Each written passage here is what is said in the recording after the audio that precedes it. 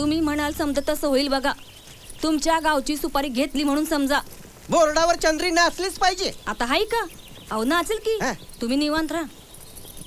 तर मग ही सुपारी पक्की समजायची. एकदम पक्की. येऊ. हा.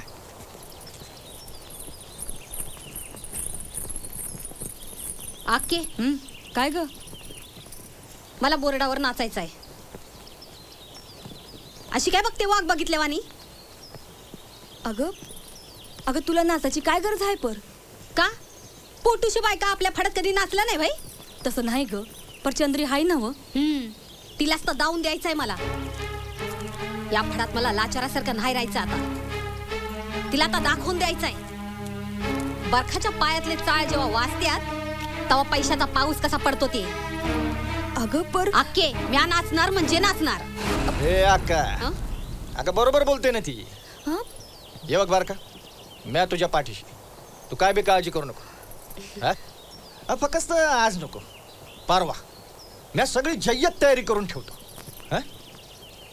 हे बघ अक्का, बारखा बोर्डावर नाचणार आणि ते बी चंद्रीच्या समोर. जा, म्या समधी तयारी करतो.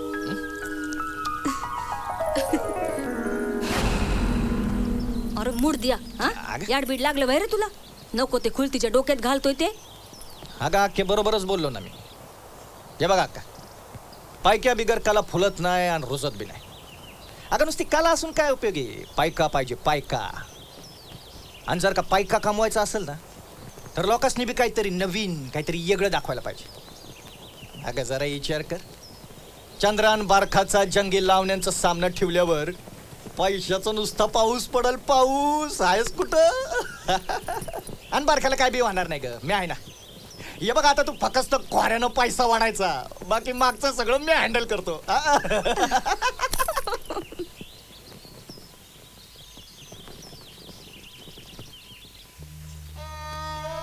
बरके पोरे, नको तेच कराय निघालीस. अगं कशाला त्या आईच्या नादी लागून पोटातल्या पोराची जिंदगी बर्बाद करतीस? हाती काही लागायचं नाही ग. अगं या बाईनच पैशापायी दोन्ही पोरींच्या आयुष्याची माती केली. उस्ताद, हौसाक्काने पैसे दिले आहेत. हे पैसे घाल त्या हौशीच्या मड्यावर. आणि तुला किती वेळा सांगितलं रे, तुझं काळं तोबार मला दाखवू नको म्हणून. जा. उस्ताद, तुम्ही मला नेहमी चुकीचं समजत आलात. हात काढ पहिला. म्हणत चुकीचं समजत आलो. अरे माझा सूड उगवायसाठी मी तयार केलेला शागिर्द मानगुटावर बसवला या बाईनं. जा. उस्ताद, बघत उभा राहिला.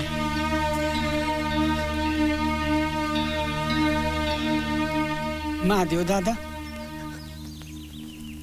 असं नाही बोलायला पाहिजे होतं तुम्ही. त्या रांगेला लई टाकून बोललाय तुम्ही. आजपर्यंत कधी बोललो नाही, पण आता सांगतो. या हौसाकान तुला एक पैसा पण कधी दिला नाही. लाल्या. पण हा रंगा त्याला मिळणाऱ्या बिदेगीतून तुला पैसे पुरवत होता. त्या माणसाला तू असं बोलला, एवढं तोडून बोलला. किती वाईट वाटलं असेल त्याच्या मनाला, जिव्हारी लागला असेल त्याच्या. लाल्या, मोठी चूक झाली गड्या. अरे ढोलकीवरची शाई उडून जावी तशी हाताखालची समधी माणसं एक एक करून निघून गेली. बायको, पोर, ही जीवाभावाची माणसं. अरे एकटा पडलो रे मी आणि दुसऱ्यावानी वागायला लागलो. लाल्या, आता ही चूक मला सुधारायची आहे. मला ही समधी माणसं पाहिजेत लाल्या. मला माझ्या जीवाभावाची माणसं पाहिजेत लाल्या. तमाशाला याल तर हसाल, न याल तर फसाल. भन्नाड आविष्कार, लावणी सम्राज्ञी चंद्रकला जेजुरीकर आणि नृत्य विश्ली बरखा जेजुरीकर.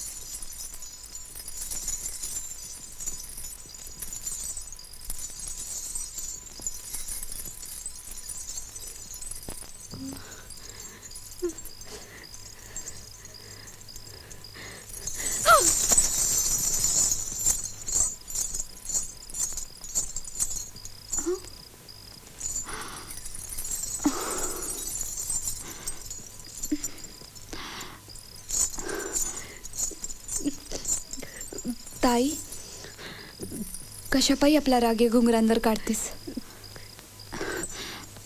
आजवर या घुंगरांनीच मला मोठं केलं, पोटा पाण्याला दिलं आणि पोटात पोर बी दिलं. आणि आज हे घुंगरू माझ्यावर रुसलं. मला आज माझी त्यांनी जागा दाखवून दिली आणि तू बी करायतेच म्हणते म्या. कधी काळी लोकांच्या मनावर राज्य केलंय मी, खूप मोठं नाव मिळवलं, पैसा मिळवला, आणि आज तू माझी जागा घेतलीस. जीवाचा नुसता जळफळाट झाला माझ्या. तुझ्या विरोधात फडावर उभी राहिली मुकाबल्याला. हा पण विचार केला नाही की तू माझी बहीण आहेस. लाज वाटते मला आता माझी. सगळं संपलंय आता माझं, सगळं ताई. संपलंय. ताई अगं तुझी जागा घ्यायचा विचार तर माझ्या मनात बी यायचा नाही आणि येऊ शकणारही नाही. अगं तूच तर माझी गुरु आहेस. अगं हे समज तूच तर मला शिकवलंस. तू अशी अवघडलेली पोटूशी बाय तुझ्या पोटातल्या मुला खातर आणि फडा खातर नाचली. तुझी शपथ घेऊन सांगते ताई, तुझी जागा घ्यायचा विचार तर माझ्या मनात बी कधी यायचा नाही. चंद्रे, किती मोठ्या मनाची आहेस ग तू. मला माफ कर ग चंद्रे, माफ कर. ताई ताई चुकलं माझं. ताई पूस बघू डोळा आता. हे बघ आता आता यापुढे फक्त तू आपल्या पोटातल्या मुलाचा विचार करायचास. त्याला खूप मोठा कर, खूप शिकव. मी आहे तुझ्या माग. आणि हे बघ आईनं फक्त पोटातल्या मुलाचाच विचार करायचा असतो. आई फक्त स्वतःच्याच मुलाचा विचार करते, त्याला वाढवते, मोठं करते. मुलाशिवाय तिला काय बी दिसत नाही. पण आई, तुझ्याशिवाय माझी आता कोण समजेल? आई, माझं चंद्रावर खूप. आई, मला तिला इसरायला थोडा येळ दे ग. थोडं नाही, पाहिजे तेवढा वेळ घे. पोरा, तुझी पुस्तकी भाषा आम्हा अडाण्यांना नाही कळत रे. तू शिकला, मोठा झाला, पण एक विसरलास. शेवटी रक्ताची नातीच उपयोगी येतात. ही वरवर दिसणारी नाती काय कामाची? म्हणून सांगते, रक्ताच्या नात्याचा विचार कर. जगण्याची उमेद वाढेल, तुझी बी आणि मग म्हाताऱ्यांची बी. आई,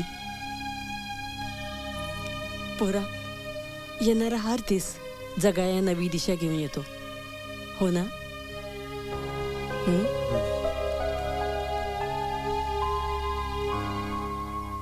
आता बघा ना, तू झाला तो समजा प्रकार असा झाला. करतो कोण आणि भोगतो कोण? पण चंद्राने असं करायला नको होतं. पण झालं ना, तिच्या हातून हात उचलला गेला. आता करणार काय? पण पोर मोठी गुन्ह्याची आहे हो. तिचं आयुष्य असं वाया जाऊ देऊ नका दादू. हे समजा वंगाळ माझ्यामुळे झालंय. हं? मी असतो तिथं ना, ते येऊच दिलं नसतं. झालं ते झालं. हे समजा माझ्यामुळे झालं ना. मी त्यांना दोघांना एकत्र आणल्या बिगर आणि त्या दोघांचा संसार एकत्र आणल्याशिवाय मी गप नाही बसणार. खरंय दादू, काय करायचं ते करा. तुमच्या हातून जे घडायचं ते चांगलंच घडेल बघा. तुमच्यावरच आमची समधी दिसत आहे. अरे बाबानो, तुम्हाला काय भूक भीक लागली की नाही? चला घ्या खाऊन. चला लवकर, आटपा लवकर. अरे बाजा, अरे किती राबवशील मालकाला? पोट पूजा करून घे की.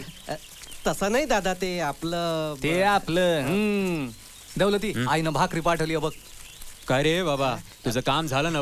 मग जेवायचं नाही वाटतं? जेवायचं आहे परत. आता आहे का? अरे त्याची सायली नाही आली ना अजून. बायको बिगर अन्न गोड कसं लागेल? ये बाबा जा, तुझी सायली आत्ताच आली भाकरी घेऊन. हे दौलती, अरे भूक लागली चल की चल. चल लवकर हात पाय धुवून घेऊ चल.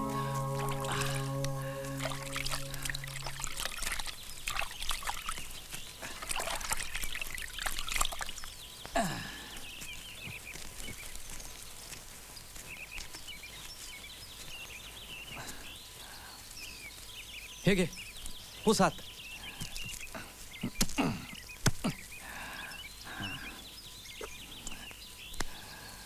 धर. दौलती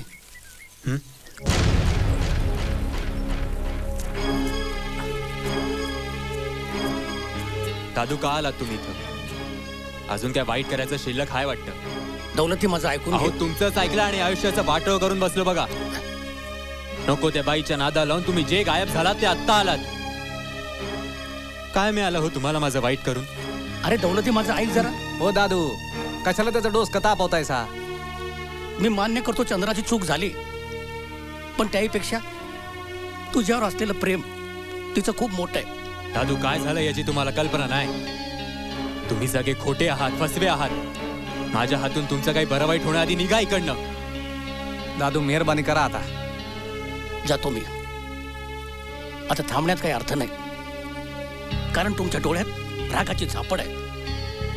पण तुम्हाला एकच सांगतो, मी आणि चंद्र खोटं नाही रे. तुम्हाला कळ वेळ आल्यावर आपलं कोण आणि परक कोणते. पण तुला आणि चंद्राला एकत्र बघितल्याशिवाय मी गप बसणार नाहीये. आम्ही दोघंही पटवून देऊ तुम्हाला की आम्ही खोटे नाही आहोत.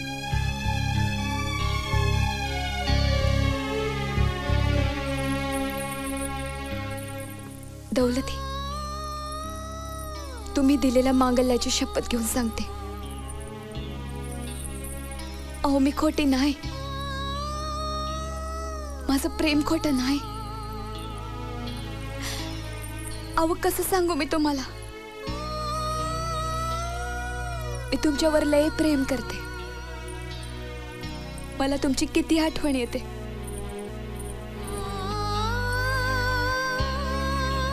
तुमची शपथ घेऊन सांगते, ज्या दिवशी आईच्या वचनातून मुक्त होईन त्या दिवशी पायातलं चाळ फेकेन आणि हे सुवासणीचं लेणं घालेन. माझ्यावर विश्वास ठेवा.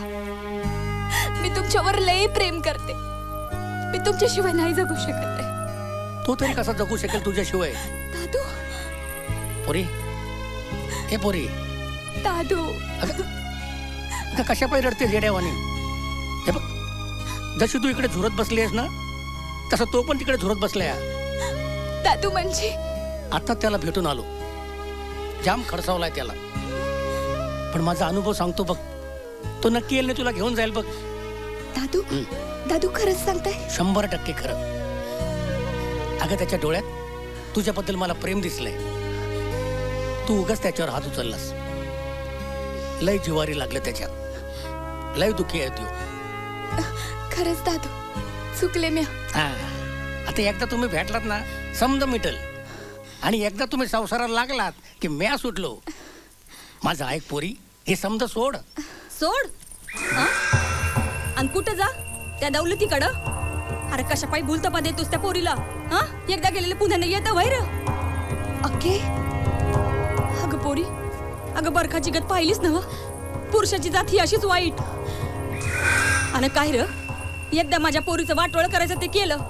पोट भरलं नाही वैर तुझं? माझ्या फटाचं बी वाटोळ करायला निघालायस ते? आपलं म्हणून जवळ केलं तर माझ्या जीवावर उठल्यास वैर. जिल्या, आता निघतोच बाहेर. कत्तंगड काढून हातात देऊ तुझ्या. हे अंगाला हात लावायचा नाही. लय बोललास. अरे सोड. हे पोरी, काळजी करू नकोस. देव आहे, समजा व्यवस्थित होणार. अगं माझं ऐक. एकदा का दुधानं तोंड पळलं ना की ताक बी फुंकून प्यावं लागतं बघ. त्यात घेऊ दादू, लई चालू. हे बघ, त्याच्या शब्दाला भुलू नगस. हा, आपल्या नाचाकडे लक्ष दे. हा,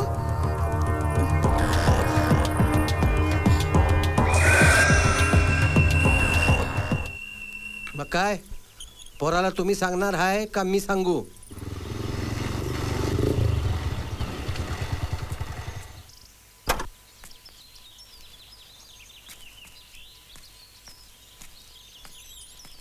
थांब दौलती, मला तुझ्याशी महत्वाचं बोलायचं आहे. उद्या राजापूरला जा, शिरक्यांची पोरगी बघून ये. तालेवार घराणं आहे, पोरगी शिकलेली आहे, नाक डोळं नीट आहेत, एकदा बघून घे. अण्णा नाही, मला नाही बघायची मुलगी. नाही बघणार तर मग काय करणार? बिया करता राहणार आहेस? ऐक सावित्री, तुझ्या पोराची अक्कल ऐक. अरे लग्न नाही करणार मग काय करणार आहेस? आयुष्यभर काय मुरळ्यांच्या मागं फिरणार आहेस? अहो अण्णा, माझं ऐकून तर घ्या. काय काय ऐकायचं तुझं? हात तुझे अख्ख्या गावासमोर आमचं तोंड काळं केलंस. आता जिवंतपणे जाळून टाक म्हणजे झालं. तू बी सुटलास, आम्ही बी सुटलो. चांगलं पान फेडलंस. आव त्याचं ऐकून तर घ्या जरा. काय ऐकून घ्यायचं? त्याच्या बाजूनं तू बोलणार. अहो अण्णा, तुम्ही कशाला एवढा त्रागा करून घेताय? अण्णा, हा बघण्या बिघण्याचा कार्यक्रम मला नाही जमायचा. एकदा चूक केली अण्णा, पुन्हा ती नाही करायची. अण्णा, तुम्ही बोलाल त्या मुलीशी मी लग्न करायला तयार आहे. खरं सांगतोस? खरं सांगतोस? अरे माझं ते माझा वाघ, अरे तो ढाण्या आहे, माझा ढाण्या. आता माझा पोरगा शोभला, आता माझा पोरगा शोभला. आता बघ कसा तुझ्या लग्नाचा पार उडून टाकतो ते. समजा गाव बघत राहिला पाहिजे. वार माझे पोरावा, ऐकलंस का? बघ. अरे थांब थांब थांब थांब.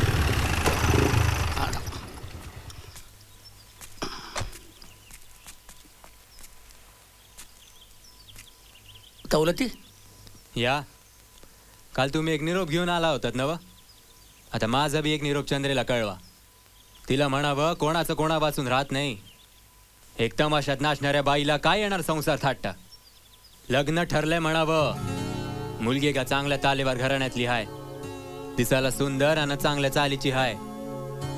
नको त्या बाईच्या नादाला लागून स्वतःचं आयुष्य बर्बाद करायला निघालो होतो म्या.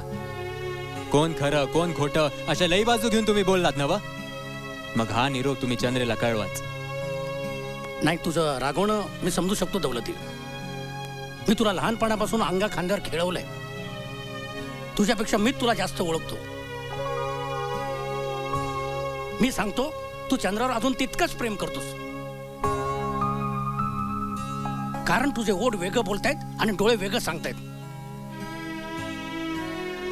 अरे आयुष्य गेलं माणसं ओळखण्यात माझं. नाही तुझा निरोप देतो मी तिला. येतो मी.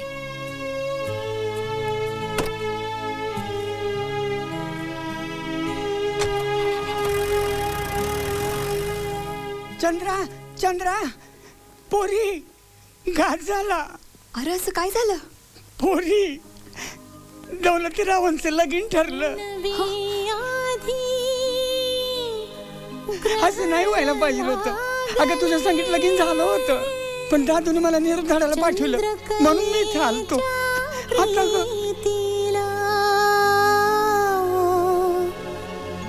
कर्तव्याने